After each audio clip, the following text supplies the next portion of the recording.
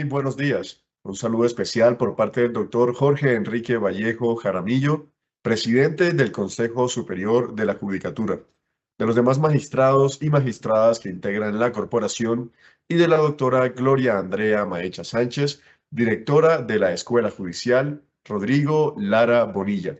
Les damos la bienvenida a esta conferencia virtual denominada Lucha contra la impunidad y la corrupción.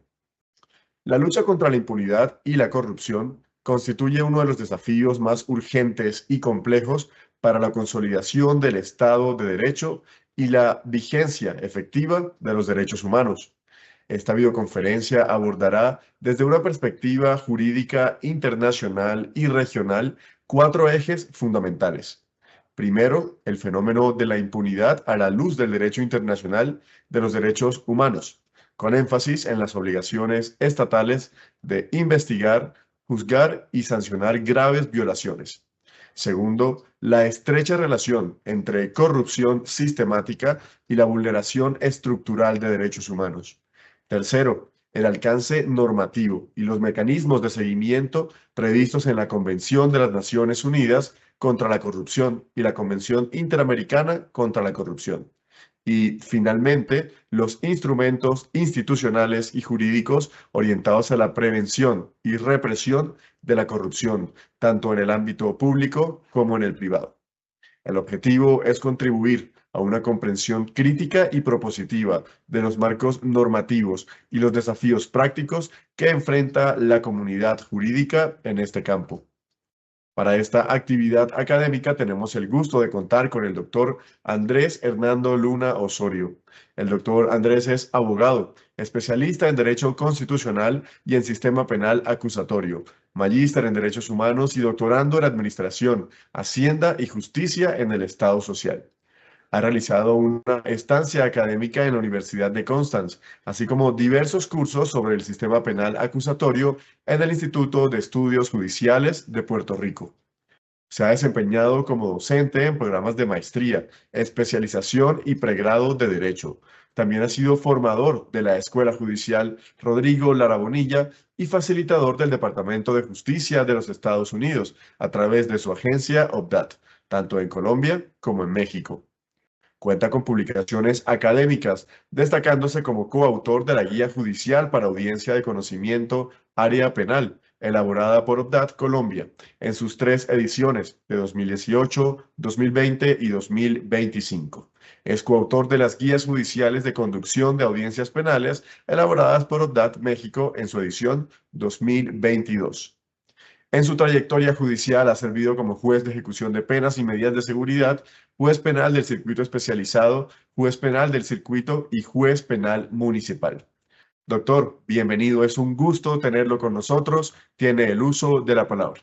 Un cordial saludo a todas y a todos los que nos acompañan el día de hoy para hacer estas observaciones sobre tan importante tema que de la escuela judicial y sus diferentes enfoques de formación se ha propuesto, ¿sí? Unido al tema de la lucha contra la impunidad y en concreto respecto del delito, bueno, de las conductas de corrupción o de las prácticas de corrupción, corrupción menor, corrupción mayor, corrupción estructural.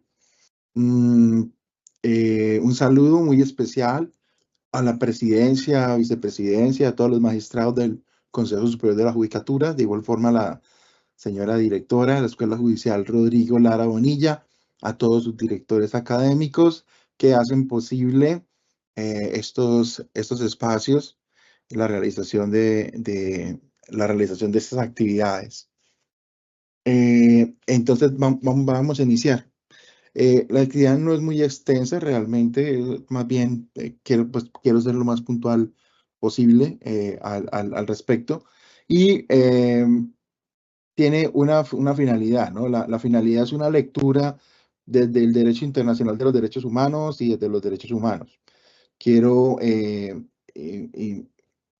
profundizar en la necesidad de buscar una fundamentación o una lectura de la lucha y la lucha contra la corrupción de sus prácticas y de maneras de cómo combatirla desde diferentes flancos, no solo en el ámbito público, sino también en el privado, y no necesariamente solo con el derecho penal, pero desde una visión respetuosa y fundamental de los derechos humanos, que ahí es donde creo que no sobra hacer reflexiones para entender cómo desde el sistema universal y desde los sistemas regionales de derechos humanos se ha hecho énfasis en esa inescindible relación que tiene los derechos humanos y la corrupción para lo que se ha creado como una nueva garantía, como una garantía de una vida libre de corrupción,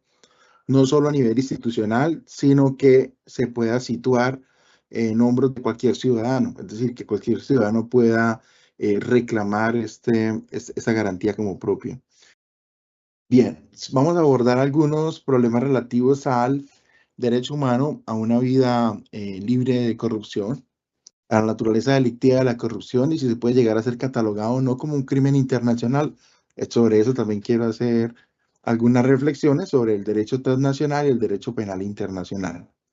Finalmente, respuestas proferidas desde órganos principales y organismos convencionales de la Organización de las Naciones Unidas, Organización de los Estados Americanos, acerca de la corrupción y la relación y los deberes que nacen del Estado para evitar su ocurrencia, que pues puede tener un escalamiento o una consecuencia en la vulneración de otros derechos fundamentales.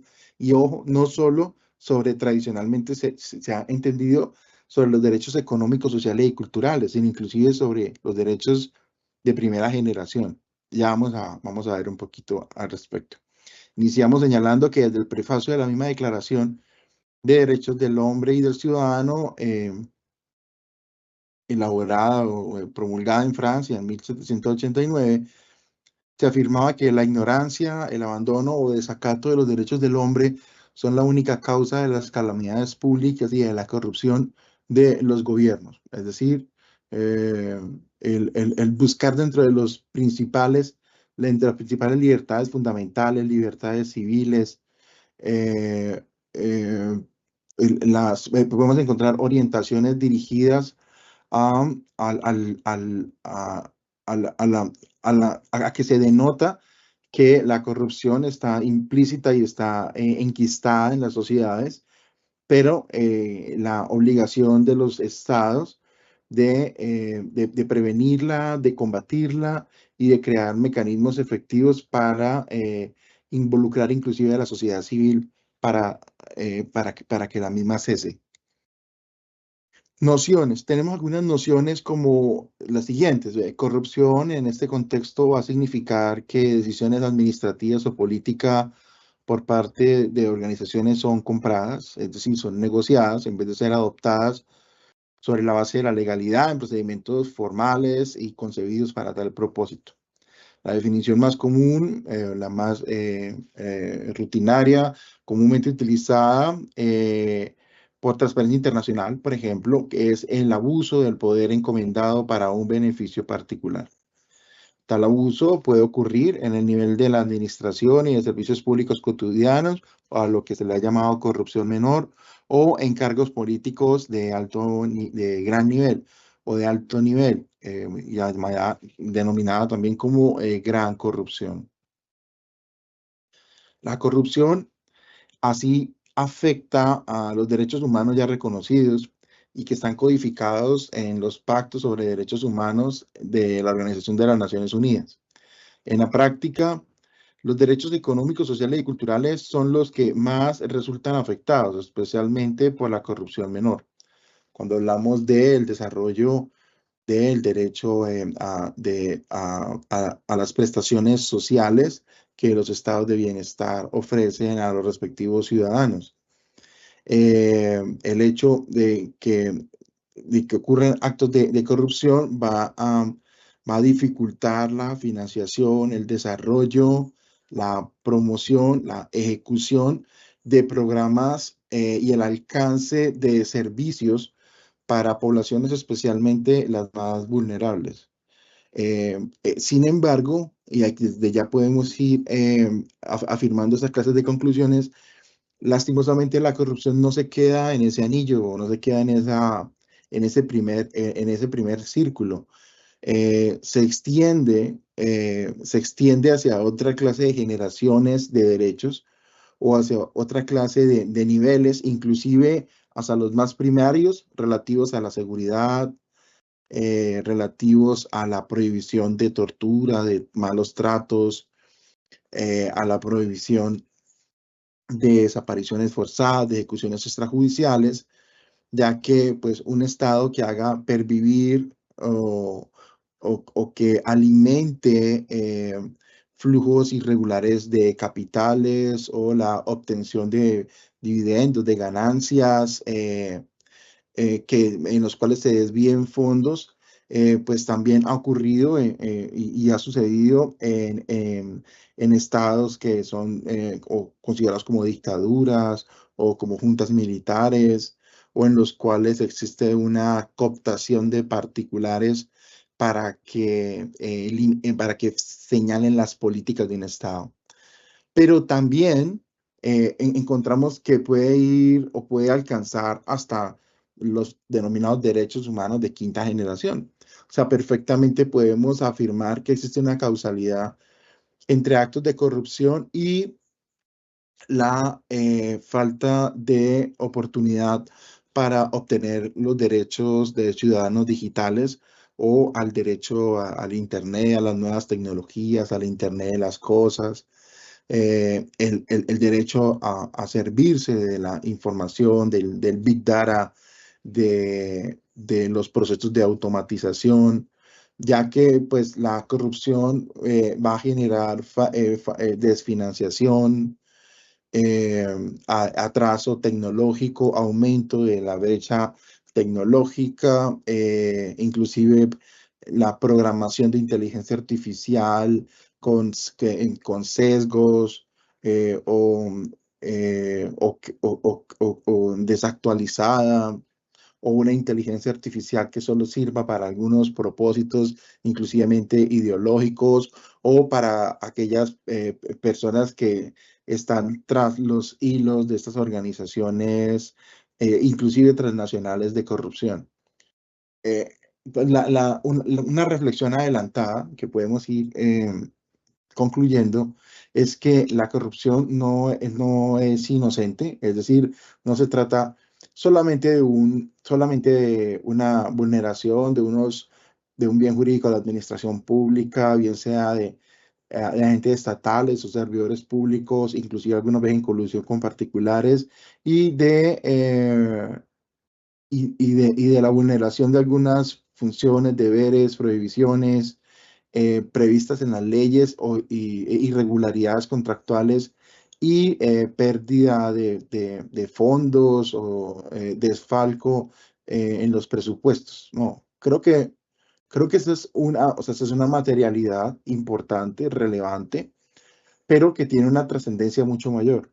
Y no, digamos, no estoy haciendo una maximización del derecho penal como o sea, como alarmista, ¿sí? Señalando que es que estos efectos que acabo de mencionar de vulneración de derechos humanos sean ilusorios o sean meramente hipotéticos. Es que realmente, o sea, tiene un sustento empírico de que atrasa a los estados y que no genera bienestar a las diversas comunidades o grupos que requieren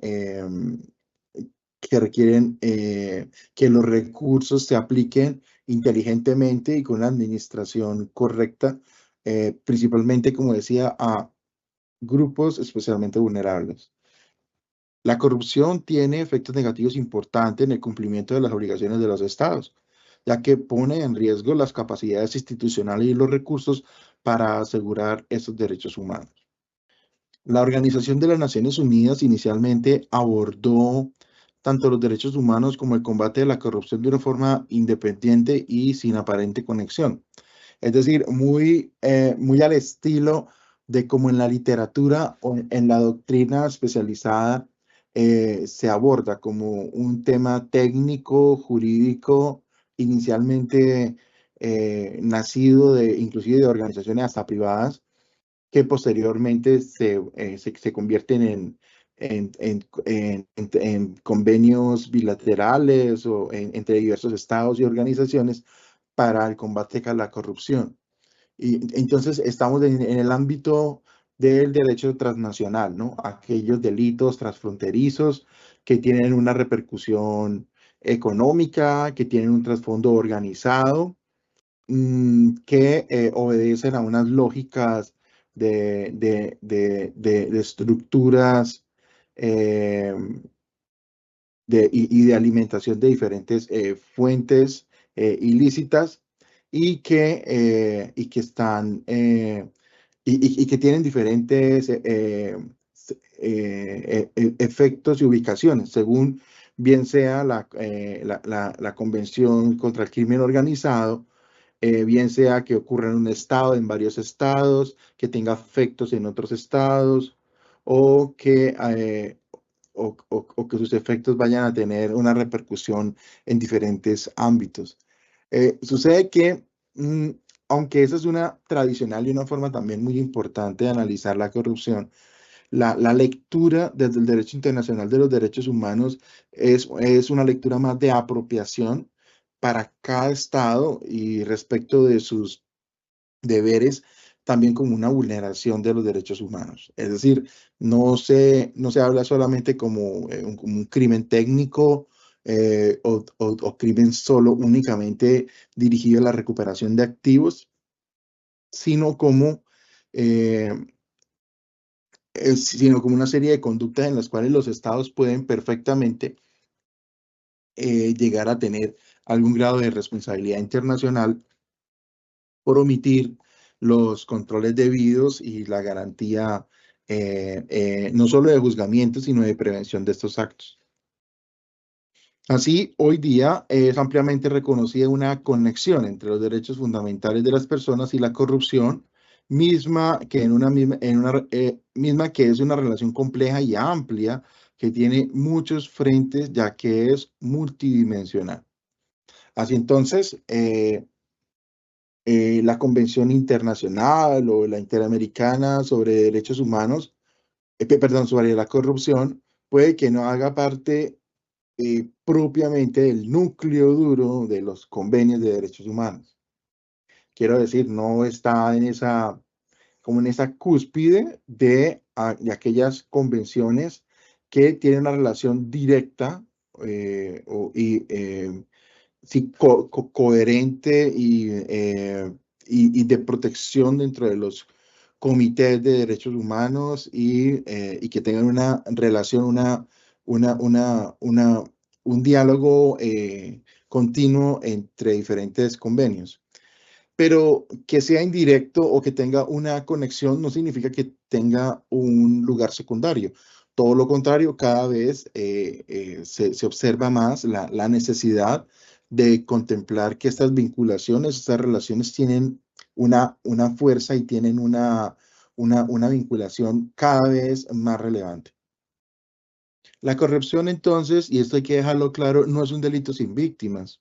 Claro, algunas veces pues, se plantea que al ser un delito contra la administración pública, su interés tutelado es difuso o es meramente estatal o es una ficción, que inclusive en los casos de recuperación de recursos apropiados, que inclusive puede que no provengan de las mismas personas sospechosas o implicadas, sino que provenga de hacer efectiva pólizas de cumplimiento, por ejemplo. Podría pensarse que, pues, que se recuperó los recursos, que inclusive se recuperaron con intereses, que no duró mucho la desapropiación, que, que esas desapropiaciones se ofrecieron de buena fe o que fueron recursos que transitoriamente no fueron necesitados para tal objeto o que se movieron para otro objeto diferente al previsto en el presupuesto. pero que sí, sí, de igual forma ya, no sé, el funcionario ya no hace parte de la administración o terminó su periodo o el hecho sucedió hace mucho tiempo o ya existe un superávit en el presupuesto de la administración. Luego, es decir, algunos argumentos que traten de hacer minúsculo o de dibujar la importancia del bien jurídico. Sucede que no, o sea, sucede que sí es un delito con víctimas. ¿Por qué? Porque la víctima no es solo el Estado y lo que espera de la probidad de sus funcionarios, sino que va a ser que estos recursos, estos bienes, estos servicios no cumplieron su propósito que para garantizar las prestaciones de ciudadanos en un momento determinado. Es decir, que se desvían, o sea, se pierde su finalidad, su procedencia y se distraen obviamente con un ánimo de corruptela, con un ánimo to- torcitero, ¿sí? Para lograr un enriquecimiento particular, pero lo importante en el fondo, en el trasfondo de ello, son las vidas, la salud, el bienestar que se pone en peligro. Pongamos un simple ejemplo. El ejemplo de los actos de corrupción cuando se trataba de buscar medicamentos, camas y tecnología para tratar el COVID.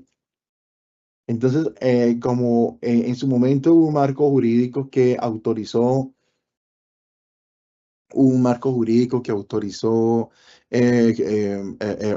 algunas contrataciones directas, pues por la urgencia, por lo imperioso del asunto, pues ¿qué pasa si algunos funcionarios en colusión con particulares, aprovechando estas circunstancias, pues cometen actos de corrupción, ¿cierto? Se apropian de determinados bienes, enriquecen a terceros, como comúnmente ocurre. Pero que por alguna circunstancia, no sé, los bienes se devuelven o se logra hacer efectiva, como decía, una respectiva póliza. Veamos que en ese caso no es solo el hecho de la probidad administrativa o el cumplimiento de los principios en abstracto de la función pública lo que va a conllevar la ilicitud y la vulneración de derechos. Es algo mucho más grande en el trasfondo, ¿sí? En el trasfondo, que es haberse arrebatado a la comunidad, a grupos especialmente protegidos, a personas que requerían una efectividad del Estado para combatir este virus, ¿es cierto? Del COVID-19 y para haber reducido el número de personas con graves secuelas en su salud o inclusive que fallecieron, hayan tenido, ¿no? Algunas enfermedades, unas comorbilidades. Entonces, no es cierto, es un delito sin víctima, sino quiere decir que la corrupción sea simplemente un delito, un delito de solos presupuestos o meramente normativo o exclusivamente funcional o de vulneración de simples deberes, eh, sí, de una forma abstracta. No, o sea, tiene una repercusión y tiene un cimiento real.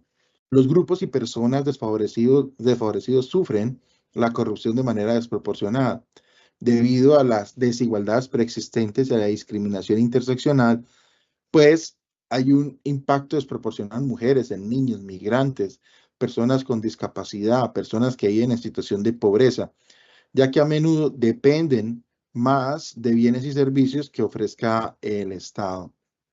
Y también suelen tener menos oportunidades para participar en diseño, aplicación de programas públicos, carecen de recursos para exigir responsabilidades e inclusive algunas veces cuando ejercen, por ejemplo, el periodismo, son acallados por parte del poder. La corrupción se define entonces como ese abuso de poder y desviación de los deberes éticos para obtener beneficios personales a expensas del bienestar público. Son prácticas fraudulentas como el soborno, nepotismo, tráfico de influencias, mal uso de fondos públicos. Puede ocurrir en diferentes sectores de la sociedad, tanto públicos como privados, y puede afectar seriamente el desarrollo social y los derechos humanos. El sector privado también se ve afectado y no es que solamente deba alcanzar al sector privado para buscar un igualitarismo que no sea soportado debido a que debe existir una homogeneidad o un equivalente en el sector privado. No, es que también algunos privados tienen funciones públicas, es que algunos privados también ofrecen servicios eh, eh, de, eh, eh, en nombre del Estado, o si no lo hace en nombre del Estado, pues que el Estado lo necesita. Por ejemplo, pongamos el caso de las EPS, ¿cierto? Por poner solo un ejemplo, en el cual, aunque se trata de privados y existe, sí, una reglamentación y existe una regulación, pues siguen siendo privados, ¿sí? Siguen siendo privados. Veamos los efectos devastadores de una toma de posesión, una liquidación de una EPS, ¿no? O que ya no se presten servicios o que no se ofrezcan medicamentos.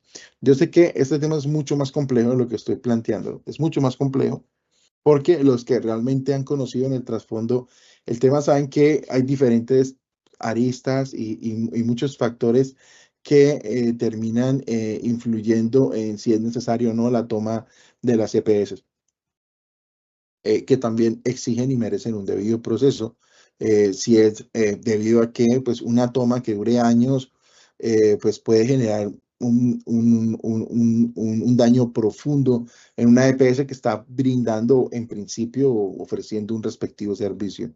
Pero quiero ponerlo como ejemplo para que vean o para que, digamos, reflexionemos sobre la trascendencia de actos de corrupción, inclusive en entidades privadas. Se trata de un fenómeno complejo que debilita las instituciones, fomenta desigualdad y erosiona la confianza de los ciudadanos en sus gobernantes y en el sistema en general. ¿Qué relación entonces tenemos entre corrupción y desarrollo social? Pues la corrupción tiene un impacto significativo en el desarrollo social de un país. Cuando los recursos se desvían hacia actividades corruptas, se dificulta la implementación de políticas y programas sociales. La corrupción puede llegar a una mala distribución de recursos, agravando la pobreza y la desigualdad social. Socava la confianza de los ciudadanos en las instituciones y en el sistema político, lo que puede generar tensiones sociales y rupturas en cohesión social. Esto es muy importante cuando vemos la relación que pueda existir de causa y efecto entre la impunidad de actos de corrupción y lo que se ha conocido como el desarrollo y ejecución del derecho humano a la protesta social. Eh, Aunque yo sé que es un tema diferente a lo que vinimos y estamos destinados hoy a desarrollar, sí creo que hay una relación muy importante entre la protesta social y la impunidad en la corrupción. Un motivante de, del estado de inconformidad, de decepción de diferentes grupos o colectivos o reunión de ciudadanos que exhiben actos y manifestaciones de protesta pacífica por actos de corrupción, pues son motivados por eso, por la ausencia de resultados, de eficiencia, de efectividad, de celeridad y de contundencia en el tratamiento de la corrupción, en su efectiva investigación, en su sanción y, eh, y en la toma de medidas no solamente judiciales, no solamente sentencias condenatorias, sino en medidas de incautación de bienes, de embargo de bienes, de recuperación de activos y de rápida o de acelerada actuación del Estado. Esto desencadena actos de corrupción, perdón, estos actos de corrupción desencadenan manifestaciones de protesta. Y pues claro, la protesta social, aunque es un derecho humano y aunque debe ser protegido, tiene múltiples interpretaciones e intentos inclusive de limitaciones, de restricciones. Por ahí es famosa una decisión reciente de la Corte Interamericana al respecto que tiene un salvamento de voto, inclusive de quien fue magistrado de la Corte Interamericana, Humberto Sierra Porto, ¿sí? En la que se hace alguna reflexión al respecto y el salvamento de voto o sea, deja como muchos puntos en el aire, pero también deja como distintas reflexiones, ¿no? Como de, o sea, realmente en los casos de protesta social deben haber tantas excepciones o limitaciones o proscripciones a partir del mismo derecho humano, o se tratará eso más bien de conductas autónomas y que no necesita supeditar o subyugar a unas reglamentaciones o límites claros del ejercicio de un derecho humano. Bueno, pero dejo esta reflexión ahí porque se aleja un poco de lo que estábamos hablando con desarrollo social. Lo que pasa es que cuando hablamos de socavar la confianza de la ciudadanía, es que realmente sí se denota que se degrada a grado sumo la confianza con el Estado. Y el Estado no entendido desde la teoría política del Estado, no. El Estado entendido como lo ve un ciudadano normal, o sea, como un ciudadano, como nosotros inclusive percibimos el Estado, ¿sí? Como es, pues, una institucionalidad. Una institucionalidad compuesta de organismos y representada por servidores y por procesos y por mecanismos de solicitud o exigencia de, de, de, de determinados servicios, de prestar determinados bienes. Así nosotros sentimos el Estado. O sea, el Estado no es solo una entelequia o solo una ficción, ¿cierto?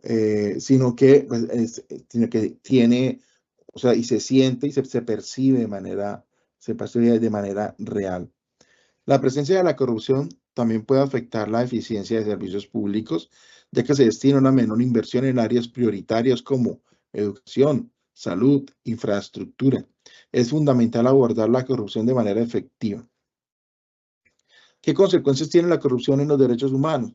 Pues tiene graves impactos en los derechos humanos.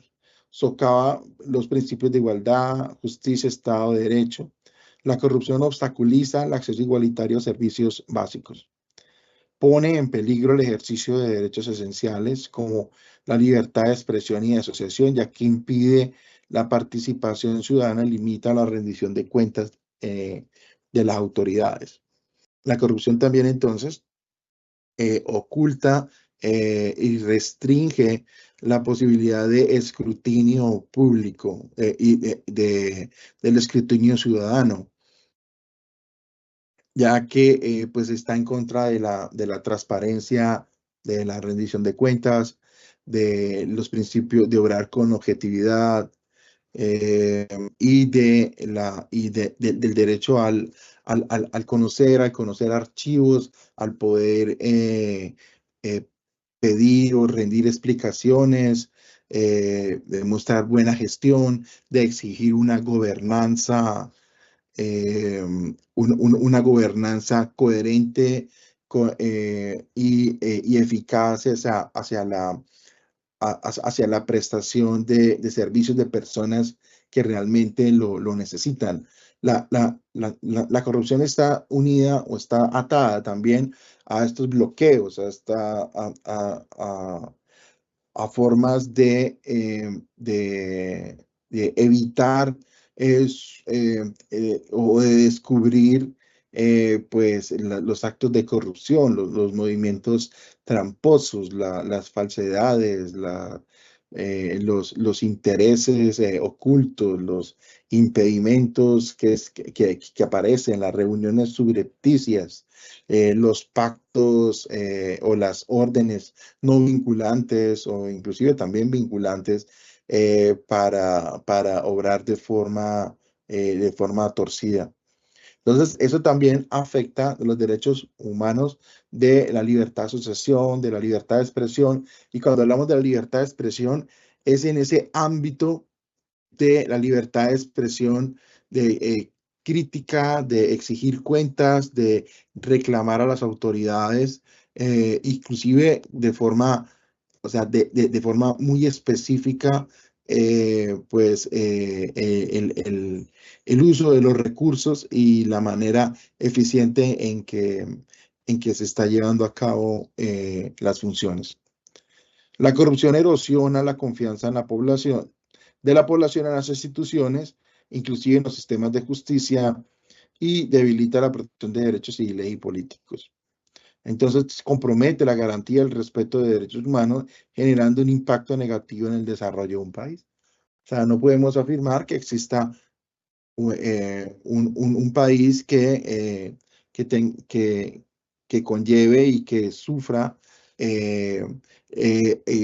corrupción, pero que al mismo tiempo se denote como un país que tiene progreso o que tiene desarrollo o que cada vez va limitando más las brechas de desigualdad.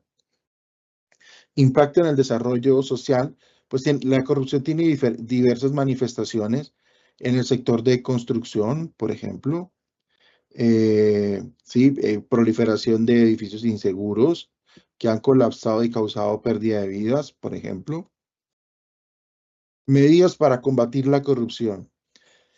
Pues hay que tomar una serie de medidas, entre eso fortalecer mecanismos de transparencia y rendición de cuentas en todos los niveles, inclusive a nivel justicia, con la reforma del año pasado a la Ley Estatutaria de Administración de Justicia, también se habla de rendición de cuentas. Nosotros, funcionarios judiciales, pues tenemos la obligación de subir a determinados portales web, no solo de la rama judicial, sino también de entidades estatales, nuestra declaración de renta, anualmente las declaraciones de bienes, declaraciones de manifestaciones de impedimentos, que se extiende a familiares, a familiares en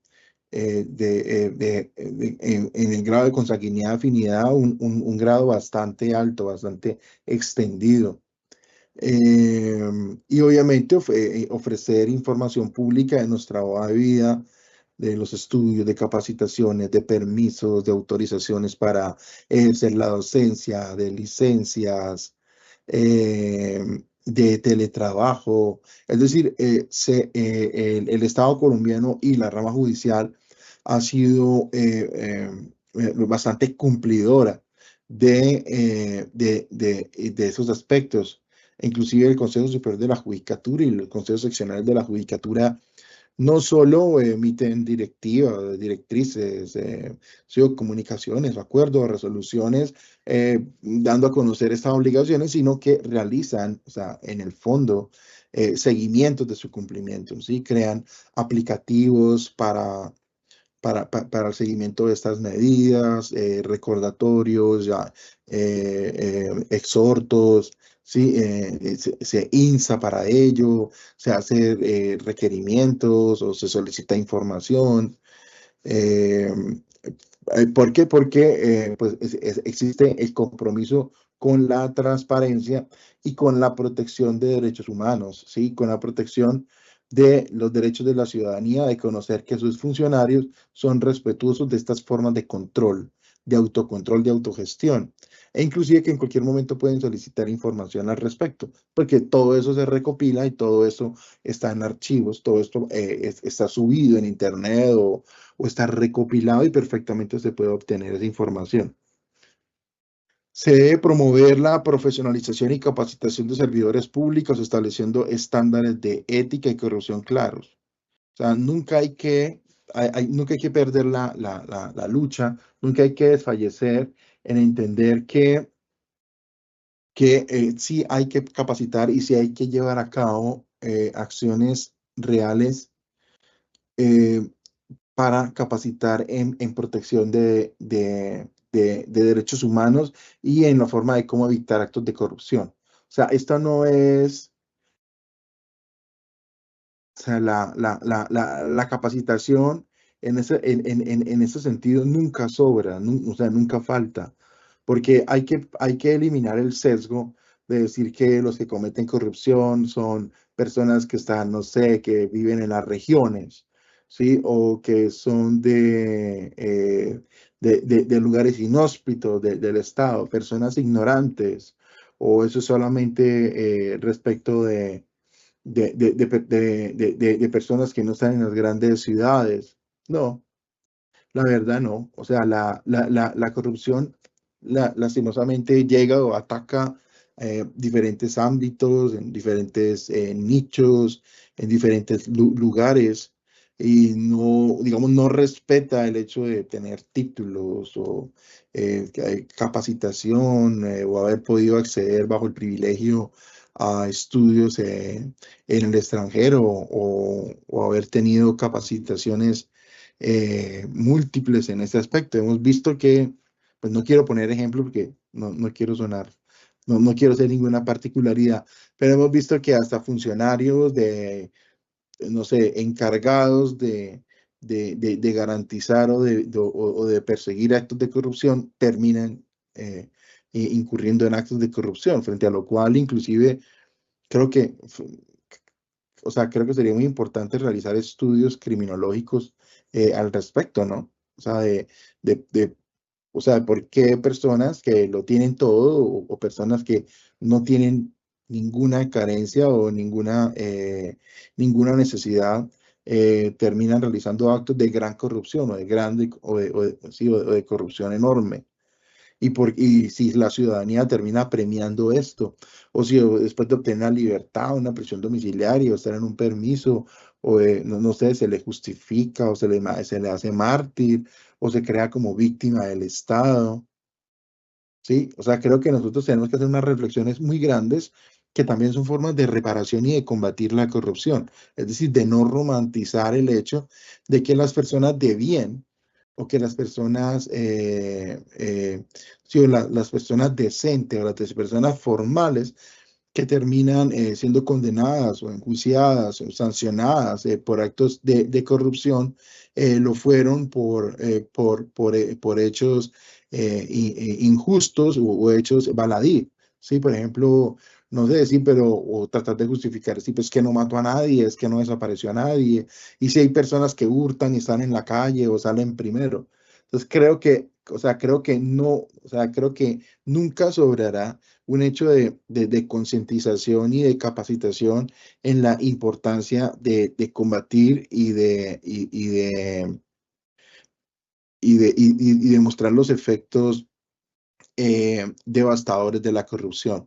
Tampoco con esto quiero decir que estoy creando una especie o estoy proponiendo una especie de escarnio público eterno sobre un acto de corrupción. No, creo que para eso ya es suficiente las altas penas que existen e inclusive sanciones perpetuas como la del artículo 122, inciso quinto de la Constitución Política en algunos actos de corrupción. Pero lo que sí definitivamente considero es que no se puede minimizar el hecho de un acto de corrupción y su trascendencia o juzgamiento judicial, porque eso denota o eso conlleva a una idea contraria a lo que se quiere proteger. Y es que la corrupción, eh, aunque cuando se juzga, aunque cuando llega la justicia para tomar una determinación al respecto, se hace solo frente a personas inocentes o se hace frente a actos que no son tan importantes o tan trascendentes o que se realiza frente a personas que no tienen una gran participación en estos hechos. Que sí pueden haber problemas de investigación para lograr los grandes financiadores, cabecillas, líderes eh, de grupos encargados de corrupción, es verdad. O sea, eso es verdad. O sea, que la gran cantidad o la mayor cantidad de actos de corrupción que son objeto de persecución, pues no se hace o no se logra frente a estos grandes líderes, ¿no? Pero no quiere decir que los demás casos sean minúsculos o sean irrelevantes. Es crucial entonces establecer sistemas de control y de auditoría interna eficiente que permitan detectar y prevenir situaciones de corrupción. Esto es muy importante. Por ejemplo, los sistemas de calidad, ¿no? Los sistemas de calidad, de procesos internos, que constantemente deben estar revisándose, de crear criterios claros para evitar la corrupción, ¿sí? Que inclusive hoy día se habla o se plantea una idea muy interesante y es el famoso, el, en el nombramiento de magistrados de la Corte Constitucional, por poner un ejemplo, sí, que se habla del deber de ingratitud. O sea, y creo que varios estudiosos, entre esos, excelente profesor Rodrigo Primni, él habla de en qué consiste ese deber de ingratitud. Pues que debido a la forma como es nombrado un magistrado de la Corte Constitucional, depende pues, de las ternas y los nombramientos en el seno del Congreso, pues que exista una específica o una concreta y explícita, más bien, manifestación de deber de ingratitud.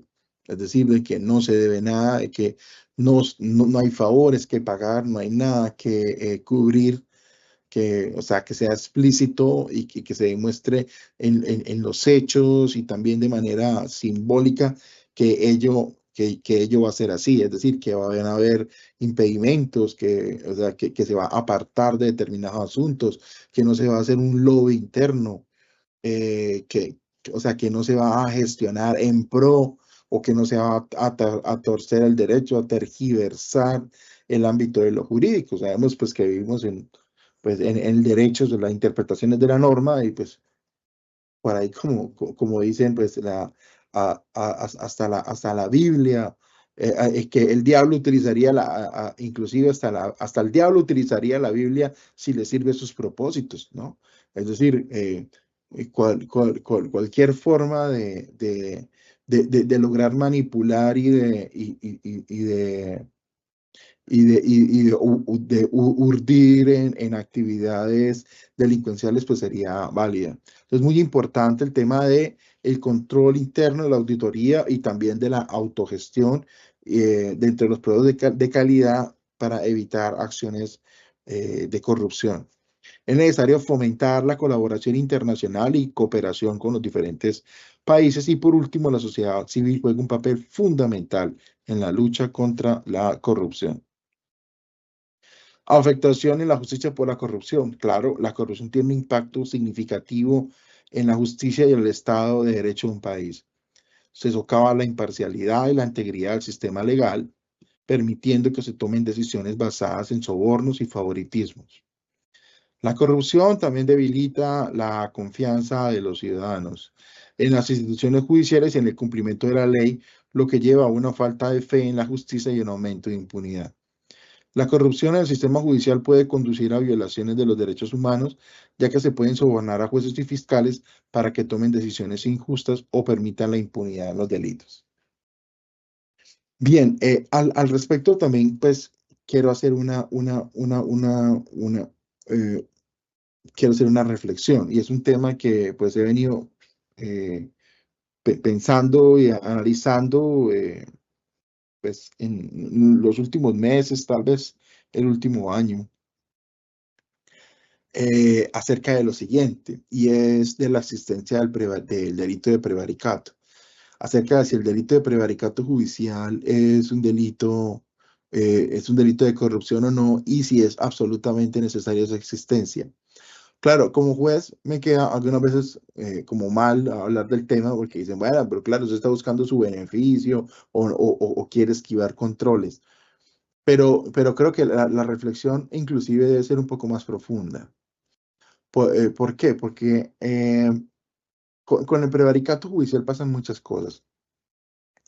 Primero, en el prevaricato judicial, en el sistema colombiano, pues los fiscales son los mismos que investigan y pueden eventualmente definir el mérito para acusar a un juez. Entonces, los jueces siempre van a tener como esa prevención de requerir, de inquirir, de exigir a la fiscalía fuertemente o de manera rigurosa pues el cumplimiento de sus deberes, ya que pues los humildes jueces, estoy hablando de, cuando hablo de un humilde juez, pues es cualquier funcionario que ingresa por carrera judicial y que se encuentra en cualquier municipio pues, de Colombia, pues es un funcionario que tiene a lo sumo algunas veces uno o dos empleados, pues que desde su posición, pues observa la labor de la fiscalía y puede llegar a hacer algunas observaciones o puede llegar a llamar la atención por esos hechos. Pero curiosamente, es la misma fiscalía y es la misma institución la que lo puede llegar a denunciar o puede llegar a calificar el mérito de una acusación precisamente por el hecho de haber hecho una crítica a una investigación de la fiscalía, que en muchos escenarios se observa que esas investigaciones de fiscalía, aunque en teoría, la fiscalía es la que debe tener el control técnico y jurídico al respecto. Muchas veces son los mismos policías judiciales, la misma Policía Nacional, inclusive el Ejército, las que exigen o las que coordinan estas investigaciones y o sea, casi que las implantan o que las exigen para, para el cumplimiento de determinados fines. Esto conlleva ciertamente un problema. Y conlleva otro problema el hecho pues de la vaguedad que tiene el derecho para que se juzguen las decisiones contrariamente, manifiestamente contrarias al derecho. Aquí existe una discusión bien interesante y es que pues los actos de interpretación o de malinterpretación jurídica o normativa pues deben ser muy estrictos en su análisis, ya que, pues, si se trata de interpretaciones, aunque sean aisladas, aunque sean interpretaciones eh, sí, muy particulares que pueda tomar alguna autoridad judicial, si lo hace dentro del ejercicio de la independencia judicial y dentro de una argumentación judicial, más o menos atinada, como les gusta muchas veces afirmar a la Corte Suprema de Justicia, ese término como si el derecho fuera botar dardos, sí, sí, como meter goles, pues, como jugar tejo, mejor dicho. O sea, creo que es un poco más complejo que ello, ¿no? O sea, algunas decisiones son realmente difíciles de ponderar, de abordar, y en consecuencia, yo creo que verdaderamente en esta clase de delitos de prevaricación debería insistirse en ese ánimo de corruptela del juez. Y yo sé que la Corte Suprema de Justicia ha negado, en algún momento trató de abordar esta situación, pero, eh, pero, pero, pero recientemente y actualmente ha dicho que no se necesita un ánimo especial o una intención específico, ¿no? Un ingrediente subjetivo específico de corruptela. Sin embargo, yo creo que, digamos, haciendo eco en toda esta fundamentación que estamos hablando, sí se nota que sea plausible que, que esta forma de prevaricación esté unida o esté atada a presuntos actos de corrupción por parte del juez. Creo que así se entendería mucho mejor el delito de prevaricación y que no sea solo un problema como de el latino o de la decisión más o menos plausible con unas consecuencias punitivas muy drásticas y que creo que tampoco, pues, como que se acompasa a lo que se ha considerado como la fuente o el núcleo duro de la corrupción. Entonces, la corrupción se considera, sí, violación de derechos humanos debido al impacto negativo en la sociedad y la trascendencia enorme en la misma. Cuando los funcionarios se involucran en actos corruptos, están privando a los ciudadanos de un gobierno honesto y transparente. La corrupción acentúa la desigualdad, es decir, erosiona los cimientos de una sociedad justa y equitativa. La corrupción como crimen internacional. Siempre ha existido una discusión, ya vamos terminando, una discusión bien interesante acerca de si dentro de los core crimes, sí, o aquellos crímenes principales o crímenes mayores que se han ido consolidando, principalmente desde el derecho de Nuremberg, la sentencia de Göring y otros del tribunal de Nuremberg, también el tribunal de Tokio, posteriormente con los tribunales ad hoc, decisiones también de tribunales híbridos, hoy día con la Corte Penal Internacional, y obviamente pues el principal instrumento que marca una línea acerca de los crímenes internacionales, que es el Estatuto de Roma de la Corte Penal Internacional y los elementos de los crímenes y los elementos y las reglas de procedimiento y prueba, siempre se ha señalado si la corrupción debe tener alguna ubicación dentro de estas categorizaciones, dentro de estos contextos y entre las políticas o lineamientos que como hechos globales dan vida o caracterizan a estos crímenes internacionales.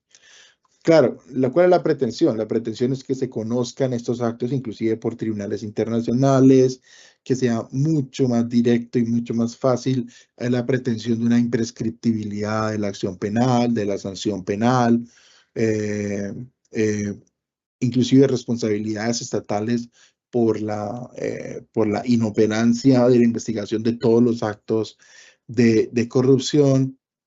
Eh, Sin embargo, entonces, revisado los pormenores, las discusiones que se ofrecieron en el seno del Estatuto de Roma, pues se observa que no hubo y que el día de hoy, pues, sigue realmente siendo una posición mayoritaria que la corrupción de manera directa, o sea, como especie delictiva autónoma, pues no va a tener una absoluta necesidad de, de, de, de empatarse como un crimen internacional. Tal vez o sea, aunque su función es muy importante y la función de persecución de estos crímenes es muy importante, eh, hemos, no se acompasan de manera debida con los contextos de un crimen de guerra o los requerimientos de un conflicto armado o los requerimientos de un ataque a población de manera sistemática y generalizada. Digamos, difícilmente logra alinearse dentro de lo pensado del marco de los crímenes de lesa humanidad, mucho menos en una política genocida difícilmente entendido como, digamos, ha sido dificultoso entender los actos de agresión. Entonces, una ubicación dentro de los contextos o hechos globales de crímenes internacionales no se observan los actos de corrupción de manera directa. Sin embargo, sí se ha encontrado que hay una relación de la comisión de estos crímenes con actos de corrupción. Por ejemplo, algunos regímenes dictatoriales o la confluencia o existencia de grupos armados que tienen connivencia con el Estado o que sirven como tropas privadas, o quiero referir a otro término, como escuadrones de la muerte, ¿cierto? O que realizan actos privados de venganza sí, por medio de grupos creados por particulares, paralelamente a entes estatales, pues muchas veces se financia de manera indebida con recursos, con recursos públicos, o se trata de encubrir estos hechos mediante actos de corrupción, o el hecho de comprar armas o de pagar a determinados grupos mercenarios, pues se hace con fondos desviados.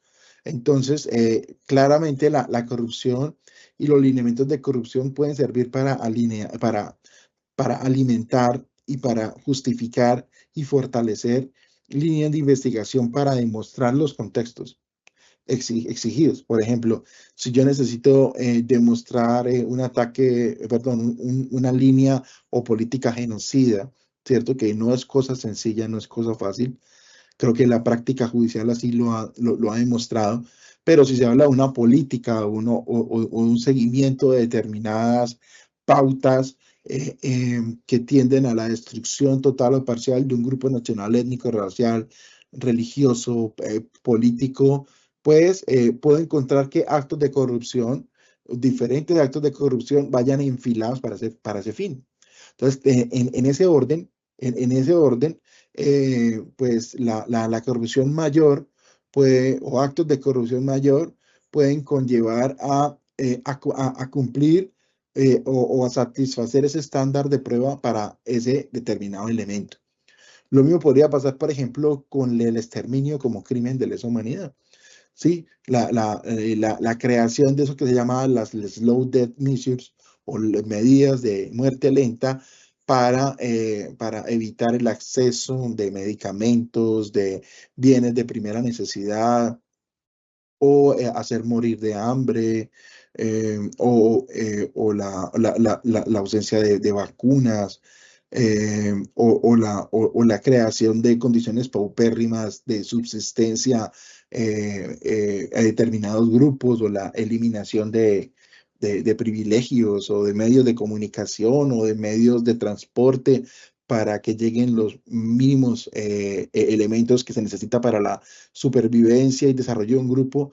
Pues eso sería un crimen de lesa humanidad, pero en el contexto de mostrar lo sistemático y lo generalizado, más que todo, por ejemplo, lo sistemático, pueden estar denotados actos de corrupción que llevan a esa finalidad.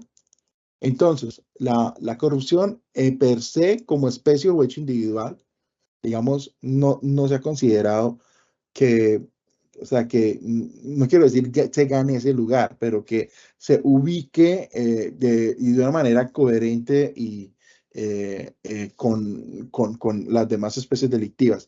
Sin embargo, actos de corrupción o de desvío y actos de abuso del poder sí sirven y tienen una relación muy, muy, muy, muy, muy cercana con crímenes internacionales. Por eso se dice que al margen de los tratados anticorrupción en los que el acto subyace ha alcanzado el estatus de crimen internacional, la corrupción no ha sido descrita como un fenómeno que implique la potencialidad de construir un crimen de lesa humanidad, particularmente cuando culminan en hambruna, enfermedades y falta de atención médica que conduce a la muerte. Vuelvo a decir, esto podría ser un caso de persecución, de exterminio, inclusive de asesinato, de matanza, pero que ya tiene su calificación jurídica autónoma. Entonces, no es necesario establecer un nexo entre el crimen de lesa humanidad y los conflictos armados, por lo que no existe razón alguna para impedir que un crimen de lesa humanidad pueda ser perpetrado contra la población civil por medio de corrupción. Claro, cuando la misma hace parte de un acto sistemático. Y miren que esto es importante porque algunas veces, entre las líneas de investigación de los fiscales, se preguntan cómo hago para, o sea, o cómo mejoro, cómo logro ese estándar de conocimiento de que existió un acto no aislado no son propiamente metódico un plan, pero sí actos que realmente no son esporádicos, sino que se corresponden a una lógica. Pues bueno, la lógica de los actos de corrupción y el análisis de esos actos de corrupción son, digamos, el elemento esencial para probar este punto. Por último, y aquí ya termino realmente, ¿han existido algunas respuestas a la corrupción desde órganos principales de las Naciones Unidas? Sí, ya existe de manera explícita.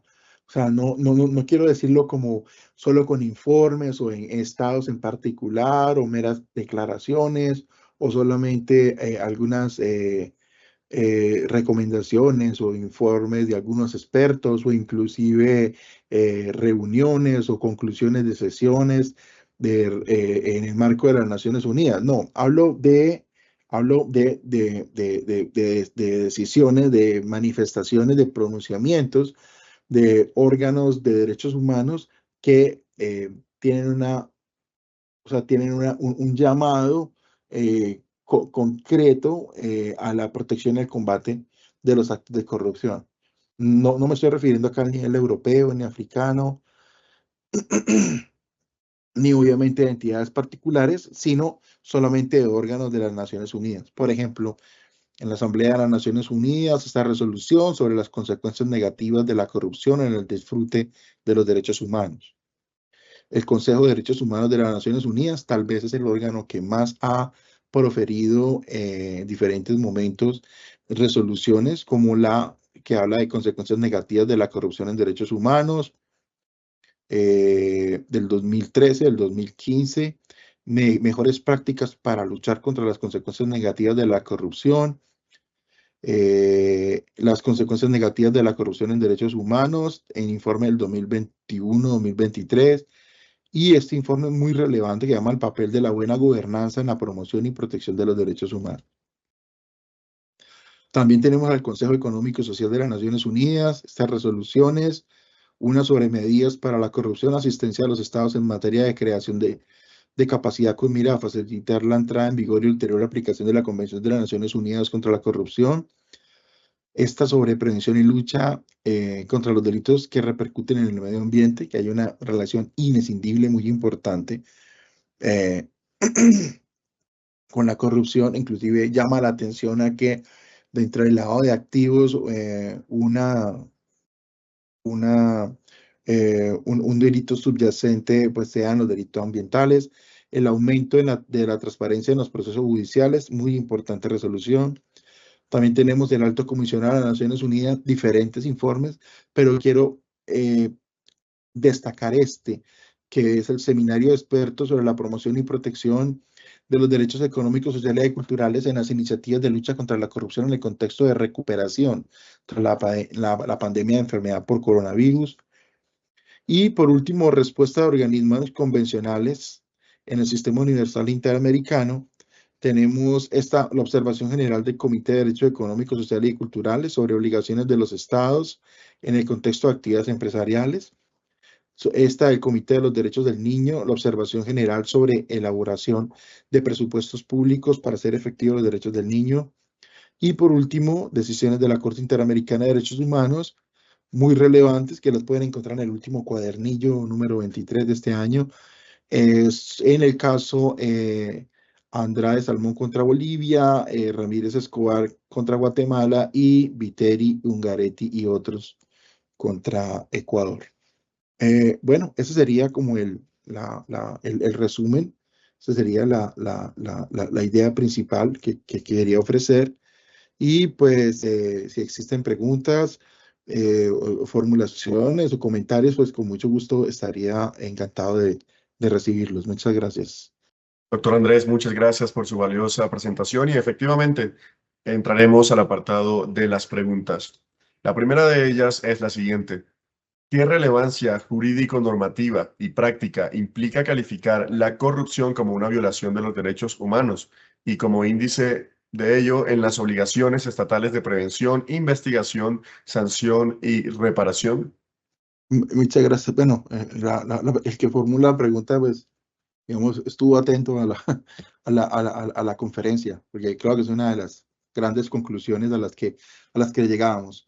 Sí, y lo decía al principio de la conferencia, la fundamentación de los delitos de corrupción, es decir, a nivel interno, vamos a poner un simple ejemplo, cuando se formula una acusación o se elaboran los hechos jurídicamente relevantes, e inclusive algunas veces mal elaborados, se enfatiza mucho en el tema de los deberes o o de las leyes o que reglamentan aspectos normativos. Yo creo que esto es importante, inclusive mucho para los delitos de omisión, pero creo que la trascendencia al momento por ejemplo, solicitar una medida de aseguramiento, creo que la trascendencia y la necesidad y la proporcionalidad, la utilidad, la eficacia, la conveniencia de una respectiva medida restrictiva de algún derecho por medio de una medida cautelar, por poner un ejemplo, o inclusive al momento de valorar el grado de antijuridicidad material o lesividad de un interés tutelable, tiene que justificarse y ya puede justificarse, y creo que ha quedado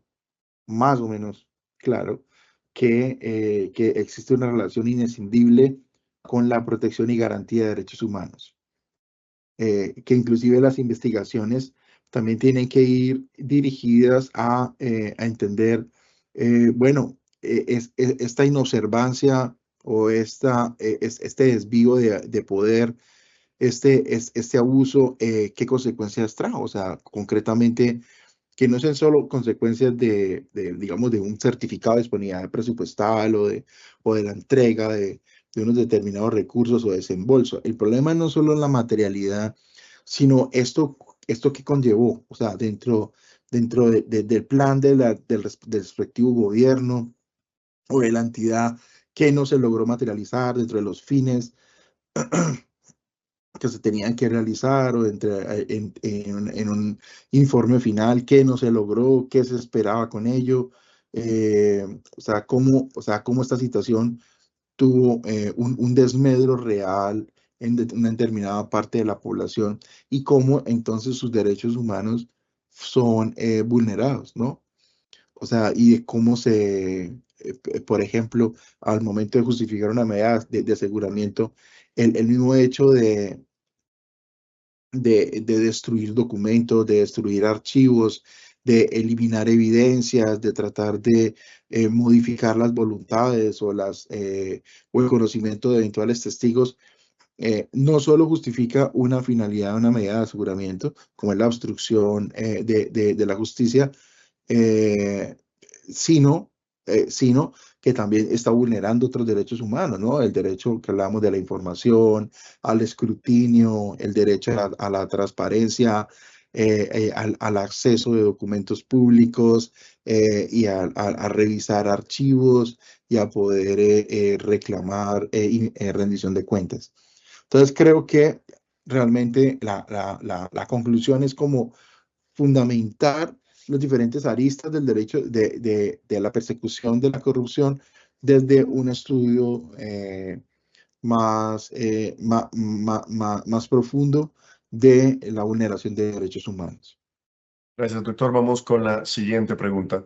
¿Cuál ha sido el grado de incorporación, aplicación y eficacia normativa de la Convención de las Naciones Unidas contra la Corrupción en el ordenamiento jurídico colombiano y qué efectos concretos ha producido en el fortalecimiento del sistema institucional anticorrupción? Sí, ha tenido una repercusión importante, tal vez puede ser mayor, ¿sí? O sea, tal vez puede ser mucho más o sea, mucho más amplia. Creo que el reto no está, y creo que lo decíamos desde el principio, no están los mecanismos de protección judicial y meramente desde el derecho penal o la investigación de conductas que trasciendan al campo ilícito. O sea, también hay que ser conscientes de que no toda infracción y no todo acto de corrupción, e inclusive acto de prevención de corrupción o de posible corrupción, necesariamente debe tener una repercusión penal. Inclusive hoy día se trata de fortalecer con la reciente ley 2477 de 2025 el principio de oportunidad para personas que inclusive en delitos de corrupción pretendan dar información para desmantelar bandas o para ubicar bienes o para encontrar el modus operandi de actos de corrupción. Entonces, no necesariamente, digamos, hay que pensar que la Convención contra la Corrupción va dirigida a una rigurosa y tajante aplicación y juzgamiento y sanción de todas las conductas penales. Creo que el principal reto está en el ámbito de los controles y de los programas de cumplimiento a nivel público y a nivel privado y el fortalecimiento de la rendición de cuentas. Creo que ahí es donde existen los mayores retos. Gracias, doctor. Gracias. Vamos con la tercera pregunta. ¿De qué manera ha influido la Convención Interamericana contra la Corrupción en la configuración, evolución y aplicación del derecho penal y procesal penal colombiano, particularmente en lo relativo a la persecución de delitos contra la administración pública? Sí, ahí creo que sí ha sido menor. Ahí creo que ha sido menor y creo que ha tenido una repercusión, digamos, con unos alcances muy restringidos en temas de prevención y de su aplicación a nivel interno. Creo que ahí sí faltan más esfuerzos o sea, para mejorar como las estrategias de abordaje de actos de corrupción. Sí. Gracias, doctor. Pues por el momento esas serían las preguntas, así las cosas. Queremos expresar nuestro agradecimiento especial hacia usted, doctor Andrés Hernando Luna Osorio, por su generosa intervención durante esta videoconferencia. Muchas gracias, José, muy amable. No, con todo el gusto. Gracias a todos por la atención, por el tiempo. Bueno, y espero que el mensaje haya sido comunicado correctamente, pues no sé, hayan reflexionado sobre el tema y pues algo se haya quedado, algo haya aportado para el conocimiento común. Muchas gracias. Seguramente así fue, doctor. Agradecemos también a los servidores y servidoras judiciales y a todas las personas que actúan en el sector justicia que se conectaron a esta conferencia virtual. Los invitamos a que nos sigan a través de las redes sociales como Escuela Judicial Rodrigo Lara Bonillo. Recuerden que en nuestro canal institucional de YouTube encontrarán las grabaciones de las videoconferencias realizadas anteriormente, las cuales pueden contribuir a su quehacer judicial. Muchas gracias.